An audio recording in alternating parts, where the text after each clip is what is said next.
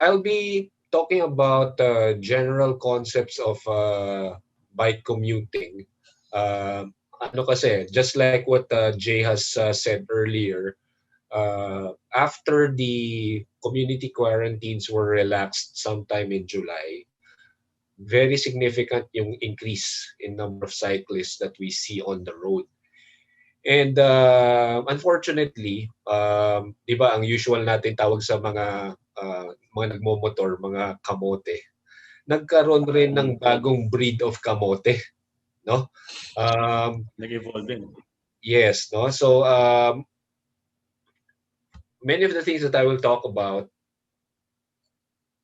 are things that these people are not aware of, that we hope the cycling advocacy groups are able to reach them para maayos natin, no? Because we don't want magkaroon ng stigma sa cyclist na basta cyclist reckless, peste yan sa kalye, no? We want to establish mutual respect because I myself am a cyclist and also a motorist, no? So I actually know how it feels being on either side of the spectrum. Okay? So bikes can be used in many different ways. Pang exercise, pang leisure, or pang transport. They are very simple to use, but it is important that you know how to handle them properly so that you can arrive safely at your destination. No? Okay? What I'm about to discuss are actually general concepts that many avid cyclists already know of. But the material actually was compiled by a cycling advocacy group in the Philippines called Cycling Matters. No? Uh, their website is there on the screen. Tapos the guide to safe cycling, here I have it here with me. No? May booklet po siya. Maganda po siya. And then you can also download the same content from their website. Okay? So credits to them, shout out to them for making this very useful material. It's available offline, and then the printed copy is also available in so many bike shops in Manila. The list of which you can also find from their website. Okay, so I'll talk about the following things today: safety gear, time and weather, ano yung mga basic parts ng bike, what do you check before you ride, some road safety reminders, and what do you do when you cross intersections. Of course, locking your bike. In case of an emergency, what do you need to do your roadside repairs, and what do you do in case you encounter an accident? Okay? Sa statistics po sa safety, because I have been in the field of safety for 16 years now, when you investigate the root causes of accidents or incidents, you will find out that 96% of this, a whopping 96% of this, is caused by unsafe acts. Unsafe acts relate to human behavior, no? Okay?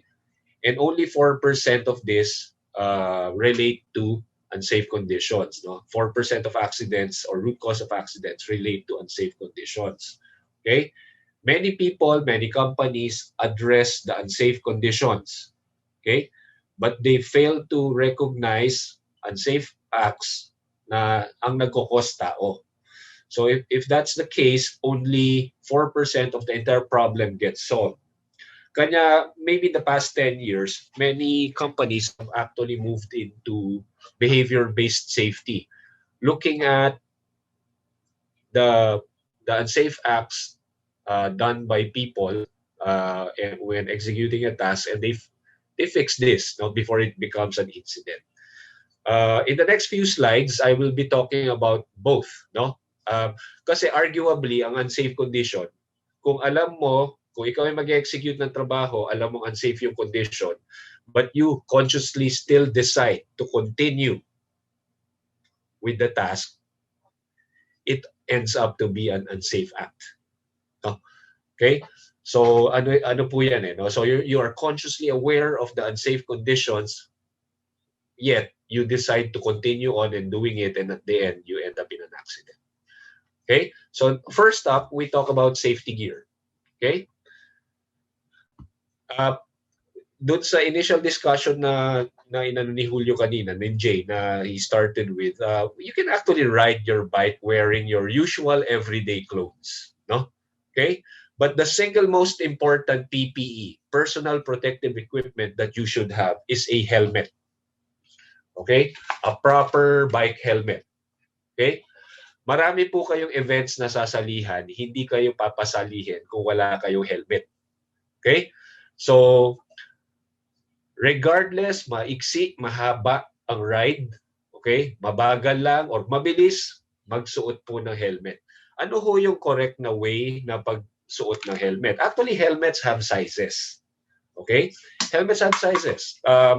You make sure that the helmet that you buy fits you properly tapos walang pressure points. Kasi po, kung may pressure points po yan, siguro after 30 minutes, hindi na yan komportable. Okay? So, you make sure that two fingers can fit between your eyebrow and the helmet. Okay? If it can't, masyado yung masikip. Okay? Tapos the side straps, make a Y under your ear.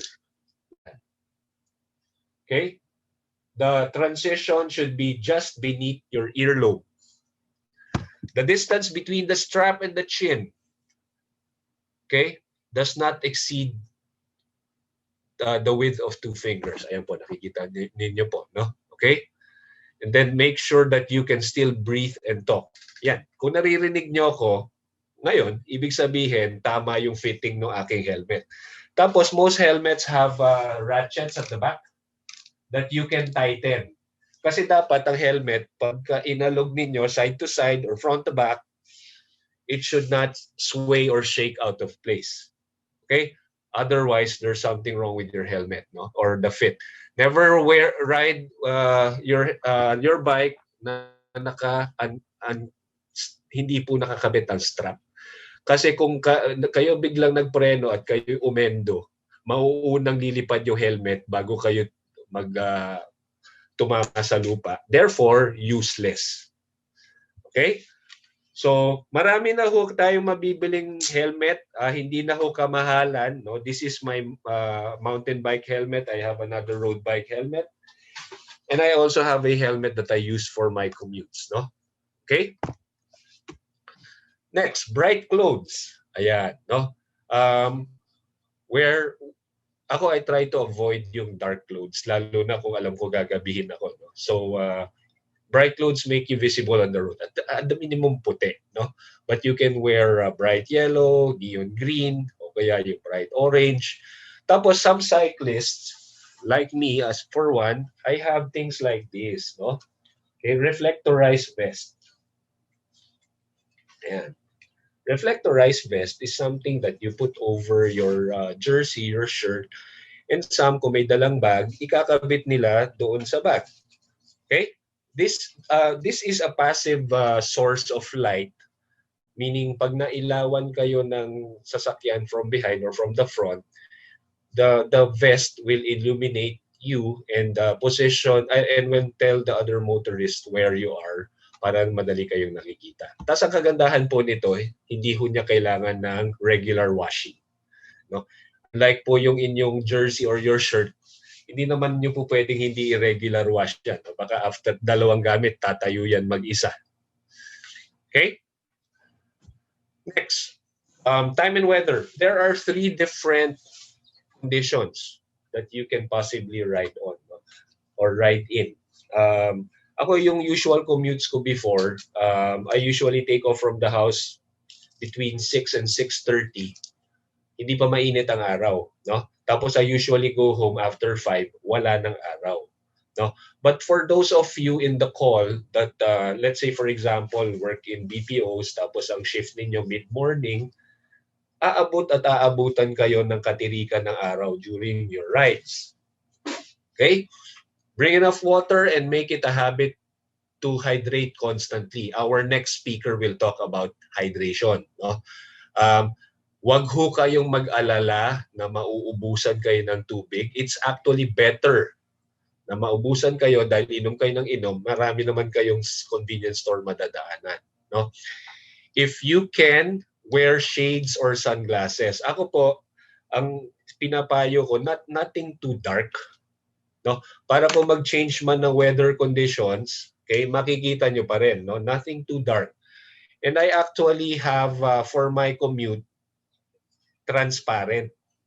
Parang ano, yan, ganyan, no? Okay? The good thing about this, no? Kung may biglang umulan or biglang maalikabok, hindi kayo basta-basta mapupuwing. Okay? So, the only challenge I have with wearing something like this is during pag umuulan, no? Kasi unlike sa sasakyan, may wiper, ito wala, no? But it protects your eyes regardless if it's hot or not, no? Okay? And then kung kayo ay medyo napapagod na, stop to rest in the shelter whenever you need to. Ang isang pinakamalaking kalaban ng biking in the sun is ang heat stroke. Okay? So wag po natin pabayaan na ma-experience natin yan. Next, riding at night. Okay? Riding at night actually has an additional challenge because of lower visibility. No? Marami na ho kayong mabibiling mga ilaw po ngayon. No? Yan, example. No? These, ayan, these, o kaya pwede kayong bumili ng mga ganito sa Decathlon, no? Ito pong mga to ay rechargeable. Yan, no? Malakas po siya. Around 50 lumens that will illuminate you as far as 900, 800, 900 meters. Okay? Red light at the back, white light in the front. Ako, I find it more, mas madali kang makita if it's blinking. So you do not automatically blend into the horizon. No? Okay? Ang ilaw po sa pagbabike, based on my experience, you don't need it really to illuminate the road. Ako, I personally choose the routes that I take na nakikita ko yung kalsada. So the light on my bike is actually for others to see me. Tapos may mga nagtatanong pa sa akin, bakit ang dami mong ilaw? Kasi ako, I usually put something also on my jersey. Ikakabit ko dito para nakikita. I mean, di bali ng maraming ilaw kesa walang ilaw at all. Okay? Then ride cautiously when the road is dark. Ganyan lang po yung kasimple kasi hindi po natin nakikita ahead. Then this is actually the most challenging, no? Riding in the rain. Avoid or be cautious of slippery areas on the road tulad ng lumot, moss, plates or covers, mga manhole, no? And painted parts of the street.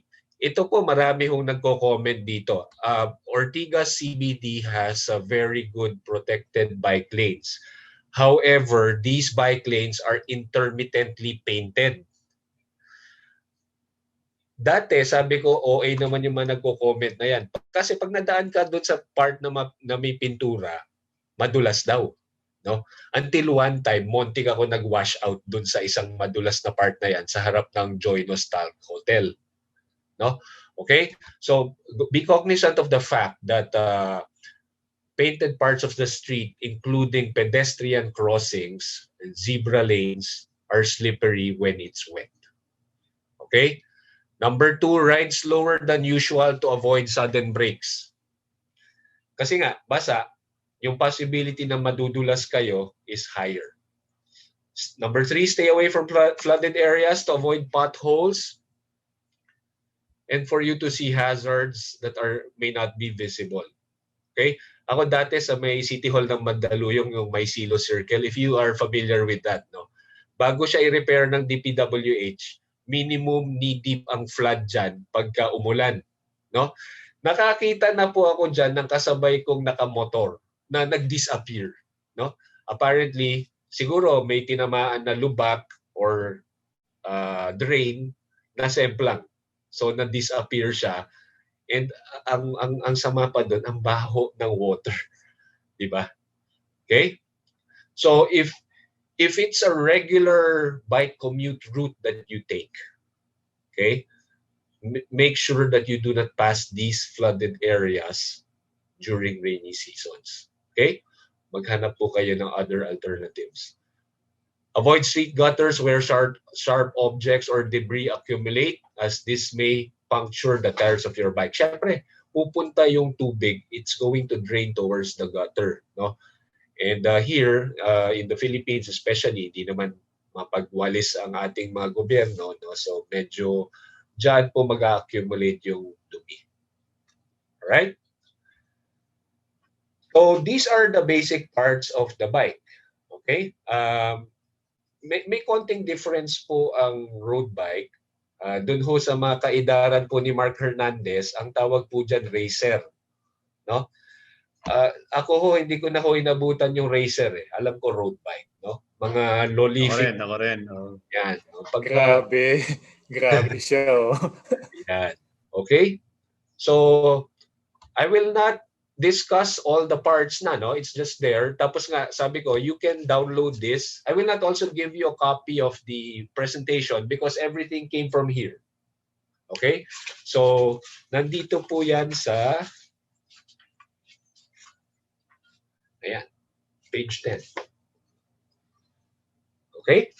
Alright. So, road bike or racer, tapos mountain bike. Okay? Ako, personally, I have both. But my preference for bike commute is the mountain bike because it's more versatile. Saka, yung riding position mo kasi, pagka road bike ka, pag nag-sudden brake ka, because of your nakatungo position, the possibility of you throwing over the, kunwari bigla kang kinat ng jeep, the possibility of you going over the bars is actually higher compared to a mountain bike. Tapos a mountain bike, mas versatile, kahit idaan-daan mo sa lubak, okay lang, no? For our folding brethren, no? Yung mga iba inaakyat sa building, mas maganda ang folding bike, no? Yung tiklop. All right? Okay. Now, as I mentioned earlier, an unsafe condition actually becomes an unsafe act if you knew before you started to execute the task, in this case, riding the bike, if you knew na ganun yung kondisyon at hindi nyo ginawa ng corrective action. No? So these are the things. So what am I talking about? So prepare your bike. No? What are the things that you check before your ride? Unang-una, the air in your tires. No? Make sure that it is sufficiently aired up. Ang masyadong malambot na gulong, mas madaling napapuncture. Okay? There is a range of air pressure on the sidewall of your bike tire. Make sure that you are within that pressure. No? Ako, rule of thumb, minimum 30 PSI. Okay? Number 2, chain or cadena. Make sure that your chain is properly oiled to avoid rusting and a smoother cycling experience. Mararamdaman nyo yan pagka parang kumakayod when you're pedaling. Okay? Then your chain is, the links of your chain are probably not moving the way it should be. No? Number 3, quick release or through axle. No? Okay? Yung quick release, yung madali nyong alisin yung yung inyong gulong. Ako, I prefer having a quick release because it's inevitable na makaka-experience kayo ng flat. No? Kung naka-bolt on kayo na wheels, kailangan nyo pa magdala ng 15 mm na wrench na medyo malaki at mahirap. No? Make sure that your quick release are secured properly. No? Dapat hindi po umaalog yung inyong wheel before you take off. Then next, your brakes. When you press your brakes, okay, the brake lever should not touch your grips, your handlebar. Okay? If it does, that means you have to have it adjusted or kailangan yung i-check kung kailangan ng palitan yung inyong brake pads. Otherwise, if your brake lever touches your handlebar, okay? If your brake lever touches your handlebar, malamang hindi kayo makakapreno on time if and when you need to. Okay? Frame and fork. Okay? Check your bike frame and fork for any damage kung meron man. No? Lalo na po yung mga naka-carbon dyan. No? yung mga nakabakal na mukhang makintab at mukhang titanium, kailangan din po chine-check yan on a regular basis. Alright? Some road safety reminders. Okay? Ayan. Kung kayo ay nakabike, tapos inaakay ninyo ang bike ninyo and you are, for example, crossing the street, okay, you are considered to be a pedestrian. However, the law says when you are mounted on your bike and you are riding it, you are considered to be a motorist. Therefore, you have to follow the same traffic laws that apply to both motorcycles and cars, which is covered by RA 4132, the Land Transport Code of the Philippines. Okay? Lahat po ng gumagamit ng kalye ay may karapatan at may obligasyon. Follow traffic laws by obeying traffic lights and follow the correct flow of vehicles. Okay? Ang bike na nasa bike lane na nagka-counterflow ay nagka-counterflow. Okay? Bawal po 'yun. Okay? Be clear with your intentions before turning or stopping to avoid accidents. Okay? Always bike in a straight line. Maybe my friends here, no, sila Jay, sila Mark, will agree that madali nating mas-spot ang newbie bikers sa kalsada kasi malikot mag-ride. Diba? That's true. Please be mindful that there are other cyclists on the road. There are other road users that you can hit or that you can cause an accident to kung hindi kayo magbabike ng diretsyo. Make it a habit to signal and look over your shoulder before turning or changing lanes. Yung graphics po dyan sa baba are the usual signs, hand signals that cyclists use, okay, to signal other vehicles behind them kung ano ang gagawin nila. No? Okay? The most basic of which is yung turning left and turning right. Okay? Dinagdag ko po dito yung do not use earphones. Alright? Earphones block off sounds that around you that can warn you of hazards. No? Yung iba, ano pa, no? Yeah. Di ba? Ganda ng sounds. Binubusinahan na pala ng truck malapit na masagasaan, hindi pa naririnig. No? If you really must and if you really want to, okay, isang tenga lang. But not both ears. Alright? Okay. Next. Be visible. Okay, we talked about this. No? Avoid dark clothing. Okay?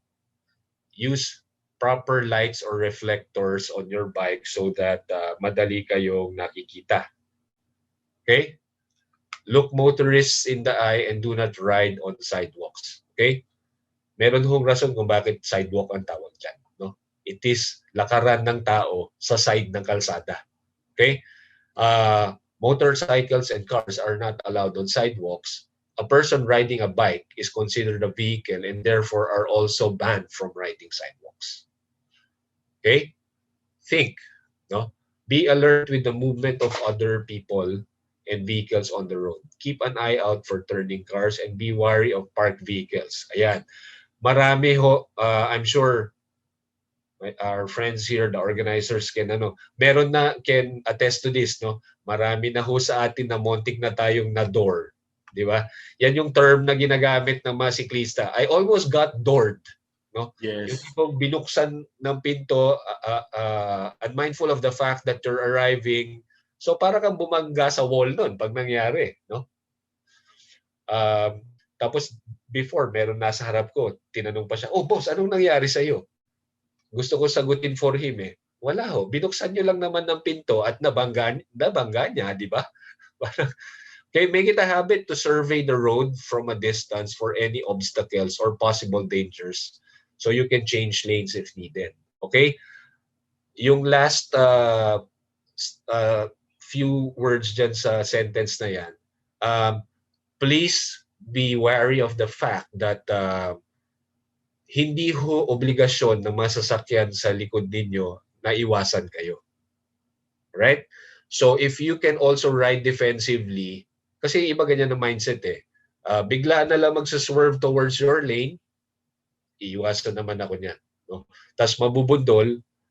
Sa bike po kasi, if you're riding two wheels, whether you are defensive or you're offensive, whether kayo'y nasa right of way or hindi, pag kayo po ay nabangga, kayo ang masasaktan. Okay? It's that simple. Okay? Riding across intersections, this can be actually difficult. This can be okay. No? This can be mind-boggling sometimes, especially if you are crossing something like EDSA. No? Be prepared before you reach the intersection. Okay? Signal and switch to the correct lane early. Okay? If you are turning right, do not turn right from the second lane. No? Kahit po magsisi-signal kayo using your hand, no? That doesn't give you the right to cut off all the vehicles on the right lane turning right. Okay? Be wary of trucks, buses, and other large vehicles. Okay? Meron po yung 10 feet blind spot in front of them. Okay? So if you are 10 feet or less in front of a truck, almost assurance po yan na masasagasaan kayo. Okay? Maintain your distance and position yourself properly so that you can be seen to avoid getting run over or squished. Follow traffic lights. Okay? Red means stop. Ako honestly, yung sinabi ni Jay kanina, no, after the pandemic, dumami ang siklista. Okay? Unfortunately, dumami rin ang kamote. Ako nakahintay na ganun. Nakababayo pa ako sa bangketa. I also ride with cleats while I bike commute, Jay, no, for your info. Boss, padaan ho. Ako naman, ha? Saan ka pupunta? Didiretso ko. Nakastop ho tayo. Okay lang ho yan, sir. Right there and then, gusto kong sampalin. But I don't have the right to do that. No? But my point is, tapos pag umandar, 30 seconds after, I'll catch up with the guy. So what did he actually gain? Nothing. Di ba? So, traffic lights apply to everybody. Okay? Not just cars. Most especially to bikes. Kasi kung kayo ang nabundol, alright, kayo ang masasaktan. Position yourself near the direction you wish to proceed. Simple. If you are turning left, go to the left lane. No? Okay? If you are turning right, stay on the right lane. If you will be going straight, stay on the middle lane. Ako po, no, wag na wag kayong magpapabuli sa mga sasakyan. Why? Just like them, you also have the right to be on the road. Okay? Ako po, personally, tatabi ako if there's enough space in the lane or in the road for me to scoot over. No? Pero kung pati ako ay maaalanganin, teka lang, meron akong karapatan to be here and I will keep my lane until such time that I can move over and make everybody safe as well. No? Okay? So, tapos wag na wag, kunwari yung iba, no? Feeling nila sila si Lance Armstrong. May counter dun sa tawiran ng McKinley papuntang Ayala on EDSA, no? 4 seconds. Hahatawan ngayon. Hello, hindi niyo matatawid ang EDSA on 4 seconds on your bike. No? Ang mangyayari dyan, aabutan kayo ng go dun sa kabilang side, yung southbound. O yan, mabubundol kayo. Okay?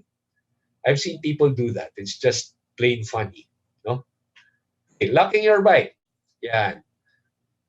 This is one of the things that people pay so little attention to. No?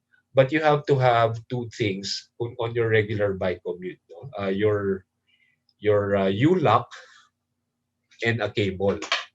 Okay? U-lock. Yan. Meron kayong U-lock. Then you also have a cable. A U-lock, meron po yung rating from 1 to 10. The higher the number, the more secure, the harder it is to cut the U-lock. No? Okay? The U-lock is the device that you use to lock your bike into the permanent structure, into the bike rack. Tapos the cable, I use this to lock my front wheel to my bike kasi naka-quick release. Meron na po ako nakakitang ganyan, naka-lock, pero wala na po yung front wheel. No? Ninenok yung front wheel lamang. Okay? Look for a safe place. If this is your dalawa kasing klase ang bike commute eh. Yung isa is your routine routes, yung isa is the non-routine. Yung routine routes, survey kung saan kayo pwede magparada. Kunwari, opisina, i-survey po ninyo kung saan kayo pwede magparada. Okay? Make sure that it's properly lit and mas maganda yung maraming tao. Okay? Na dumadaan, so the likelihood na nanakawan kayo is actually lower. Okay? Yung mga non-routine, yan ho mas mahirap. No? Sometimes I need to go to the mall to buy something. Magtatanong ka, saan ho ba pwede mag-park dito? Tapos, dati sa Eastwood, no? Ang bike parking sa Eastwood nandun sa 3rd floor, tapos dun sa kanto-kanto. No? Papahirapan ka pang umahon, tapos pagdating mo doon sa parking, ang dilim-dilim. No? I don't know if that has already been changed. Right? Roadside repair essentials. Ayan. Here are a couple of things that you need. No? One is a mini pump. No? Kung kayo ay na-flatan. Tapos the other things, you put in a small bag like this. Okay? Nandiyan po yung inner tube. Yan. If you are the type who has different bikes, make sure na yung inner tube na dala nyo ay appropriate dun sa bike na dala nyo nung araw na yon, no? Okay, otherwise, no, may dala kang inner tube for a 29er, pero yung dala mong bike yung folding na 20, no? So useless, no? Then you have to have a patch kit. Okay? Pero ako kasi mas madali magpalit na inner tube, no? Kung may na-flat ka the second time, that's where you use your patch kit to repair your flat. Okay? Then what else? Tire levers. Tire levers like this, no? Minimum you should have is 2. But most sets now you have 3. No? Ito po yung pangtungkab ng inyong gulong from your wheel set. Alright? And ito, recommended but not really mandatory, you should have a mini tool. Ayan, mini tool. Okay? For basic roadside repairs. Maganda yung point ng wife ko about this last night when I showed her my presentation. Okay, you have all of that. You should also know how to use them. Di ba? Otherwise, wala siyang gamit. No? Okay, I have all of this. What do I do now? No? So, wala. No? So, at the comfort of your home, your garahe, at your spare time, subukan din yung magpalit ng tube. No? Para alam nyo anong gagawin in case. Kasi mas mahirap po yung nandun kayo sa gilid ng EDSA, umuulan na flat, tapos nanonood kayo ng YouTube video. How to change a bike tube. Di ba? Tapos mababad trip pa kayo sa Globe. Bad trip yung Globe. Ang bagal ng internet. Okay? Alright, so I'm almost done, no? Okay. What do you do in case of an accident? Number one, before all of this, no, make sure that you have your emergency number stored on your phone before you even leave, no? Okay? Number ng police, number ng MMDA, number ng ambulansya. Okay? In case of an accident, examine yourself to make sure there are no serious injuries. Boss Mark, Boss J, yourself first, ha? Hindi yung bike. Yung iba kasi, yung iba, ang sinasabi, yung balat gagaling, yung sugat hihilom. Yung gasgas sa carbon frame, hindi yun mawawala. So, but you know, examine yourself first, stay calm. Okay? Then call the police or an ambulance kung kinakailangan. SOP, to take photos of the positions of your bike and other vehicles involved or other parties involved. Okay? Kahit po naman motor vehicle crashes, SOP po yan. Alamin ninyo yung mga pangalan, contact information, plate number of the vehicles involved in the crash. Or if it's another bike, okay, get the name and contact information, ask for an ID, palitan kayo ng info. Okay? Saka mo palang i-examine yung bike mo for damages. No? Sometimes, you can still continue. Okay? Sometimes, you cannot. Ako sa 2013 ako mag-start, no? Mag-bike commute, 2021 ngayon, 8 years. Sa buong 8 years ko, 2 beses ako na aksidente. Isa, nag-wash out ako dahil may sand sa road na hindi ko nakita. Self-accident. Yung isa naman, tinawiran ako ng aso. Biglang tumawid yung aso, nag-brake ako, humagis ako ngayon. No? Okay? If something hurts, just like yung tinawiran ako ng aso, a day or two after, nagpa-check ako sa doktor. No? Because you don't know na meron ka palang bali or there's internal bleeding so that you can get proper medication for those. Okay? And then finally, no? Don't be shy to wave. Okay? Tratuhin natin ang fellow cyclists as friends on the road. Malamang kung nagkaroon po kayo ng aksidente, nagkaroon kayo ng problema, sila rin ang tutulong sa inyo. Huwag ho tayong mahiya na mag-hello, good morning, good afternoon, or good evening. Depende po sa oras. No? Okay? Again, like I said, hindi naman po yan mga strangers. Well, they are strangers technically speaking, but if you get into an accident or if you need help, sila at sila ang tutulong sa inyo. Alright? Marami pong salamat. Okay, so let's start. Wellness on the road. Nutrition and hydration is very important for everyone. And I'm honored to be sharing with you the ions and the fluids, the replacement benefits when you're doing cycling. And of course, I'd like to emphasize nutrition assessment for everyone. So you have to watch your weight.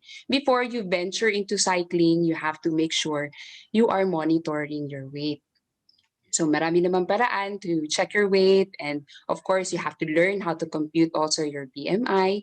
So yung nutrition status very important yan dahil may nakikita po akong mga cyclist na payat na, pero tuloy pa rin ang laban. So nakakatakot yun, no? Parang sa Olympics, kailangan ready din tayo. Or sa SEA Games pa yan. So food intake is necessary. You should focus on a balanced diet. Don't venture into fad diets for now, especially if you're going into cycling and you want to go into intermittent fasting. Be very careful in monitoring the foods that you're going to take and how long you're going to do the fast because it's very important. Lalo na kung malapit ng Ramadan this April, I'd like to remind everyone also to take care. Okay, so exercise and conditioning also is very important. Kailangan handa yung katawan natin. Hindi naman pwedeng sabak lang ng sabak. Alright? So if you see your weight, if you know how to monitor your weight, you have to check your body mass index. So look at the classification na saan po ba kayo dito. Are you underweight? Are you within the normal range? Are you in the overweight range or obese? So you have to also make sure that the bike that you're going to use will be fit or will be comfortable for you enough to use. So you have to consult also your experts on that. If you have a sports nutrition consultant, then please do. Okay? So pag underweight naman, you have to be very careful of venturing into the cycling, Loop Manila, for example, and you're not ready, you're not conditioned physically, ingat po. Avoid sickness and don't push too hard when ill, lalo na kung you just had a recent COVID-19 infection and you are compromised in the lungs, of course, or kung may asthma kayo, make sure that you have yourself checked first before you do the biking. And even if it's everyday biking, no? Not just the competition or not just for the Loop Manila, for example. So at the same time, I'd like you to know your caloric and protein needs. So marami namang apps po para magamit ninyo. Merong FitnessPal, MyFitnessPal. And you can also check the calories that you're actually taking for the food that you're going to take. Then you have to check your blood sugars regularly. And the medication intake if you have diabetes or episodes of dizziness. So common question po sa akin yung nahihilo, doktora, mukhang mataas po ang sugar ko pag nahihilo. No, hindi po natin malalaman agad doon until you check your blood sugar. You have to also check your blood pressure. Hindi lahat ng nahihilo ay mataas ang BP. Minsan mababa din ang blood pressure. So pwedeng opposites yon. So you have to check and get to know, be familiar with checking your blood pressure.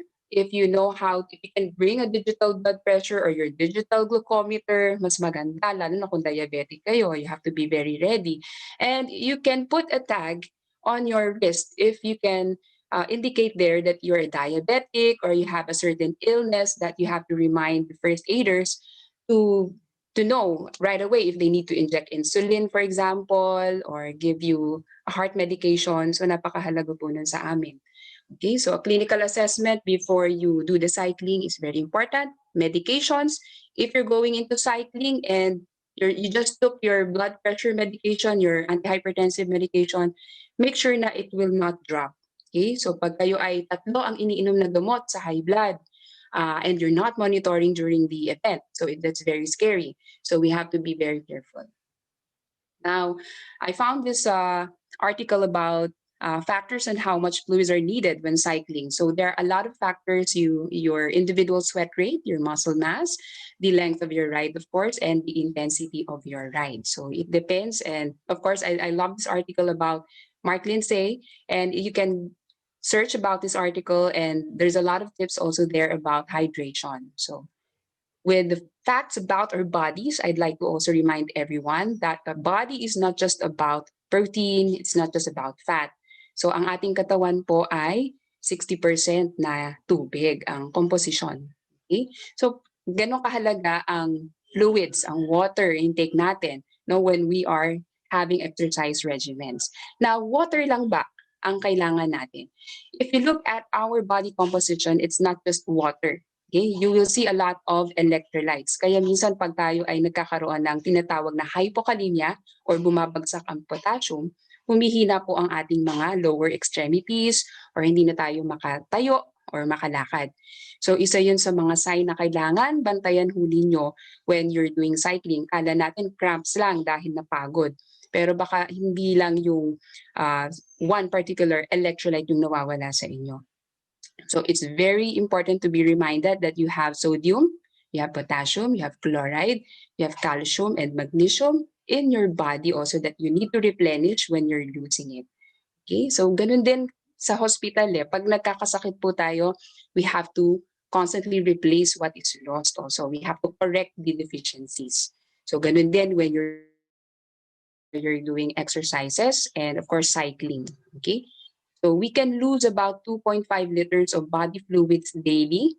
And you have to remember yung average fluid requirement natin can reach about 30 to 50 ml per kilogram per day. So ganun din yung kailangang i-replace natin. You lose water from your urine, from your feces, your sweat, your insensible losses, even while talking.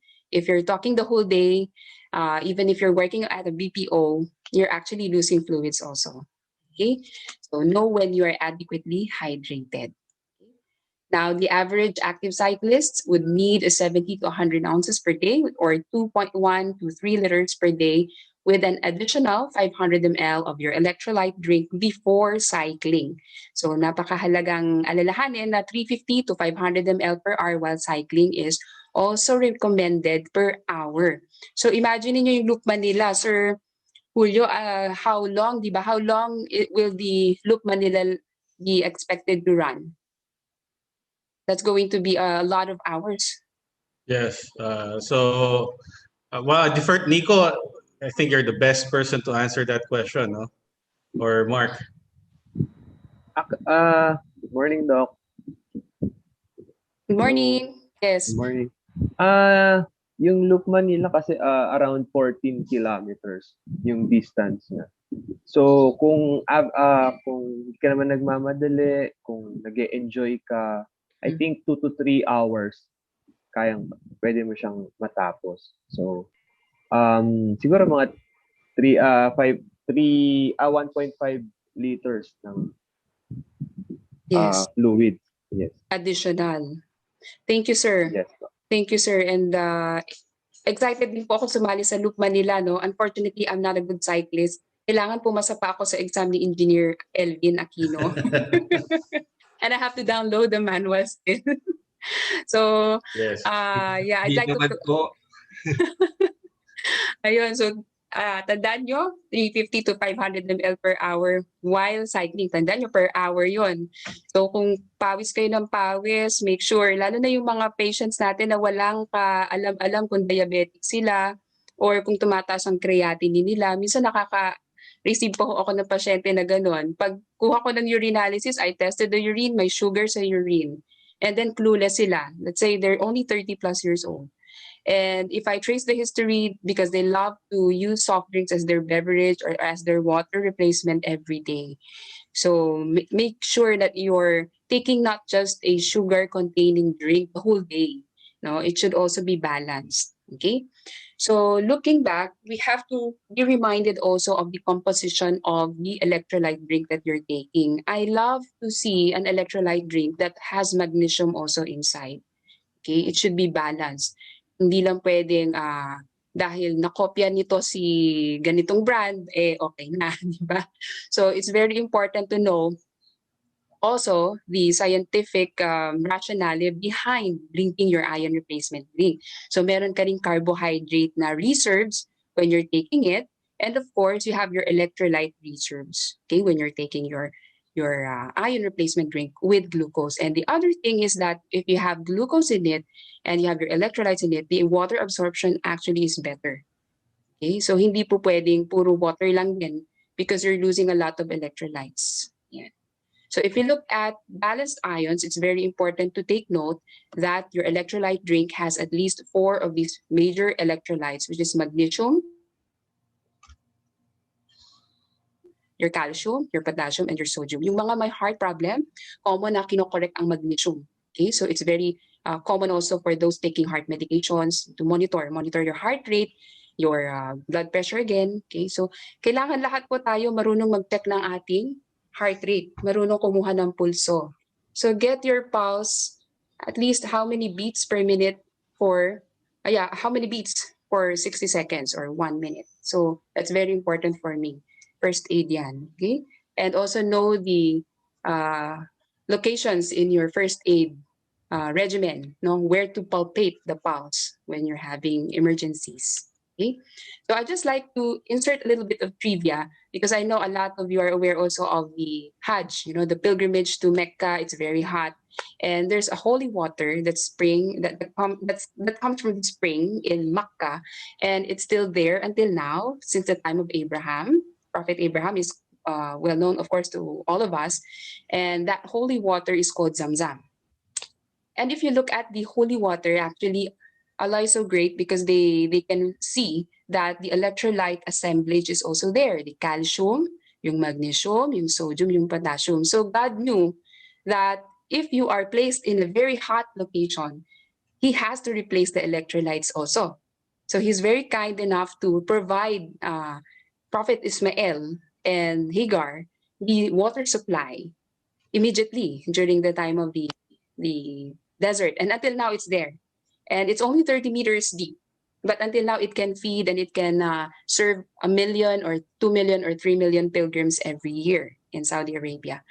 So it's just interesting to note that electrolyte, the ion assemblage, is not new. So kailangan talaga yun ng katawan natin. Okay? Now, if I'll be reviewing the content of your electrolyte drink, such as your Pocari Sweat, if you look at the sugar content, kasi common question yan, Doktora, diabetic ako. Paano po kung umiinom ako ng litro-litro ng iron replacement drink? You have to look at the sugar content. If you're looking at 100 ml of your electrolyte drink, it will give you 26 kilocalories already. So to cut it short, if you're giving or you're drinking 1 liter a day, that's 260 calories. Okay, so you have to take note of that because if you're going to eat another meal, for example, or drink together with another beverage, you should add it up. Okay, you should take note of the computation of your carbohydrates. Okay, so meron tayong carbohydrates in your Pocari, and the good thing is that the sodium, potassium, chloride, calcium, and magnesium is actually not going to exceed, even if you take 3 liters per day. It's not going to exceed the daily requirement. Now, the question is, of course, you're going to eat a regular meal. So you have to make sure that you're not going to exceed the sodium requirement, lalo na po sa mga may sodium restrictions. So for those who have kidney problems, again, consult with your physician very well. Pwede naman pong magpa-clearance, no, before kayo sumabak sa Loop Manila. And hopefully, I'd like to salute everyone, all the organizers of Loop Manila and other upcoming activities na I'm very excited to be part of soon. So enjoy the ride. No, I love these articles about and these posters about positive quotes. And maybe you can come up with your own positive quote as you do your travel and inspire fellow Filipinos and other colleagues in encouraging them to use the bike for commute, for traveling, for nature trips. No, it's very good. So congratulations to all. And if you'd like to follow us, you can visit the Clinic and Kitchen channel.